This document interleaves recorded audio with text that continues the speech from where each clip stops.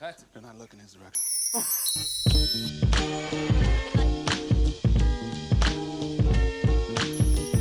Yeah. That was intense, but hey, how's it going? When did you see it? Did you? I've seen it actually twice. I saw it for the first time in Toronto last week, and then I saw it again last night.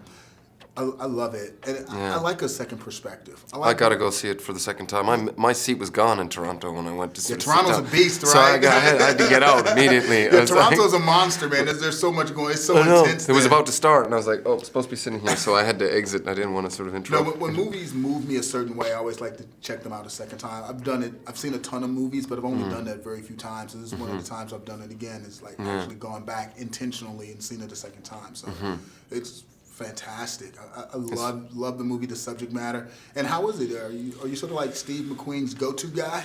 I hope so. I just love him. He's like, he's obviously to work with, you know, he changed my life. But also on a personal level, you know, I just love the man. We're sort of, you know.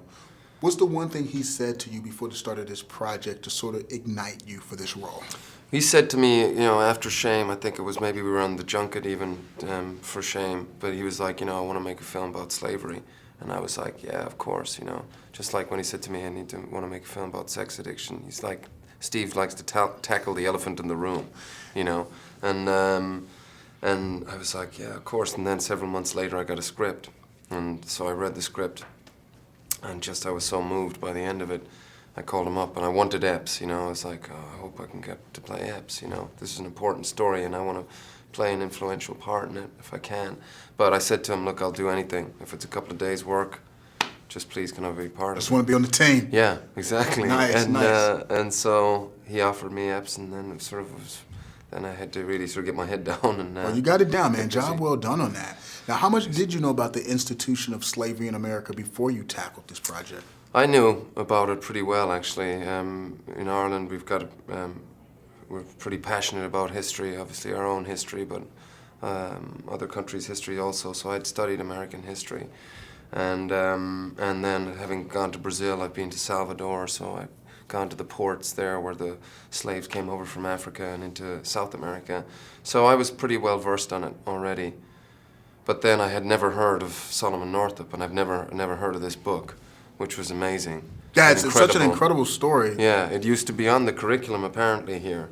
So well, not at my with any school. luck, it'll come back. Yeah, hopefully you know? it comes back. But well, yeah, it wasn't at my school. But yeah, I guess in limited variations, some school districts had it, some didn't. But yes. yeah, I discovered it recently as well. Yeah, and you know, if this film does anything, it would be great if that could reinstate it into the curriculum. I think teachers should, you know, take their classrooms, go see this film. Was there ever a moment on set that was just too intense for you to sort of handle mentally and or physically? It's upsetting, you know, at times for sure, but because the subject matter supersedes my own problem, you know, or vanity or ego, whatever it is, or difficulties sort of emotionally, I knew we had to serve this story and this guy. It was, you know, minute to what these people were going through. And so the responsibility and reverence to that superseded all those problems. But yeah, at times it's upsetting for sure. And again, you know, we're filming on the actual plantation, so you feel the spirits around you, you know. And again, that sort of keeps you in check, makes sure that you're doing the best you can. Well, job well done. Got to salute you, man.